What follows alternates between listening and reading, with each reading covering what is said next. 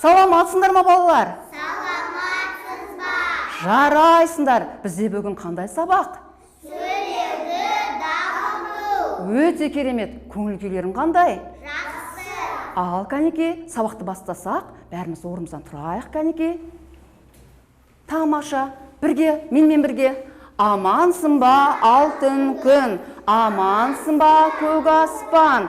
Амансың ба, достарым? Сендерді көрсем, қуанам. Жарайсыңдар. Балалар, бүгінгі енді біз сабағымыз қандай тақырып екенін әзір сендер оқи алмайсыңдар. Сол себепті тақырыпты ашу үшін сендердің маған көмектерің керек. Балалар, мынау не? Шаш пиралайды. Тамаша. Ал мынау зат не екен? Бұл қатыратын шаш. Жарайсыңдар. Ал мынау не зат екен? Сүлгі. Сүлгі. Өте керемет. Ал бізге мынау зат қандай таныс па? Өте керемет. Ал мынау не екен? Ал жапқыш. Ал жапқыш. Ал мына затты сендер жақсы білесіңдер. Тамаша. Ал мынау не екен? Тамаша. Балалар, мынау не екен? Балалар, қазір біз топтық жұмыс жасаймыз.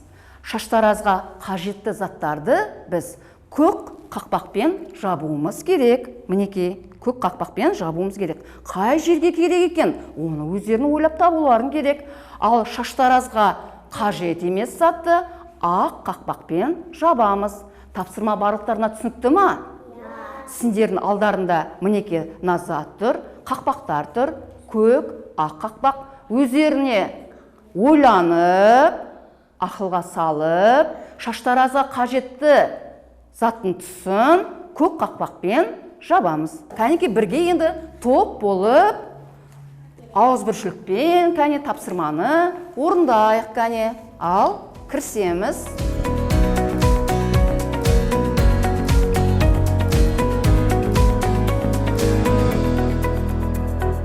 Балалар, қараңдаршы, тапсырманы қалай орындағандарыңды бір тексеріп шығайық.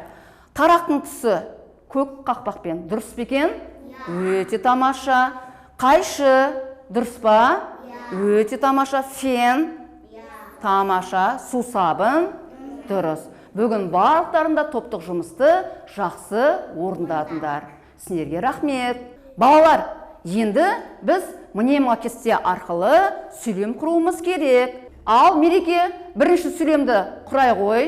Ерна шаштаразға барды. Өте тамаша. Отыра ғой, Мереке. Балалар, бізде қазір сергіту сәті.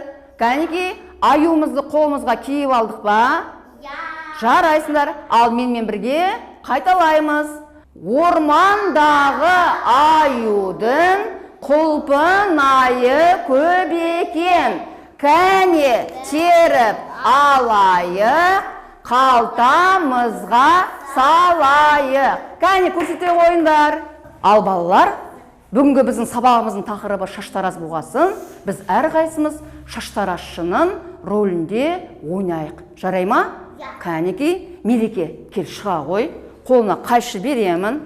Кәне, біздің шаштаразшы шашты қиып, сол шаштың шетінде жапсырылған әріпті немесе буынды бізге оқып айтып беру керек. Қандай дыбыс? Дауыссыз. Дауыссыз дыбыс. Қандай үйшікте болады? Қызыл үйшікте ме әлде көк үйшікте бола ма? Көк үйшікте. Отыра ғой. Ұл баланың шашын қиғың кеп тұр ма? Кәне, осыны ма? Ал, кәне. Ал, ұстай ғой. Енді көрсет балаларға. Дауысты дыбыс. Өте тамаша. Жарайсың. Ал енді кім шығады екен? Санжар келе ғой. Санжар бізде қазір шаштараз болады. Ұлтықын қиясын ба, қыздықын қиясын ба? Жарайсың. Ал, көрсете ғой. Оқып бер. Дұрыс. Балалар, енді біз оқулықпен жұмыс жасаймыз. Оқулықты ашамыз. 12-ші бетті ашып, мына жерде тапсырма тұр. Осы тапсырмада шаштаразға қажетті құралды қаламен қос дейді. Бұл тапсырманы орындай аламыз ба? Иә. Кәнеке қолымызға қарандашты аламыз. Шаштаразшыға қажетті құралдарды қара қаламмен қосамыз. Кәусар, кәне тексерейік. Қайшы, сусабын, фен, барлығы да шаштарашының құралы екен, е? Тіл ұстарту жаттығуын жасайық. Маған қараймыз бәріміз. На. Міне бізде айна. Ра.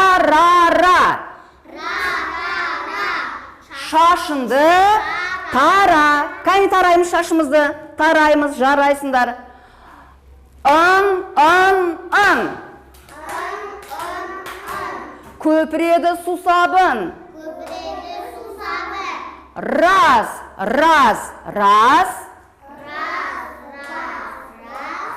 Бұл шаштараз. Ал балалар, бүгінгі сөйлеу дамыту сабағындағы шаштараз деген тақырыптағы сабағымыз осымен аяқталды. Бүгінгі сабақ сіздерге ұнаса, 3 рет қол шапалақтайық. 1, 2, 3. Жарайсыңдар балалар. Келесі сабақта кездескенше.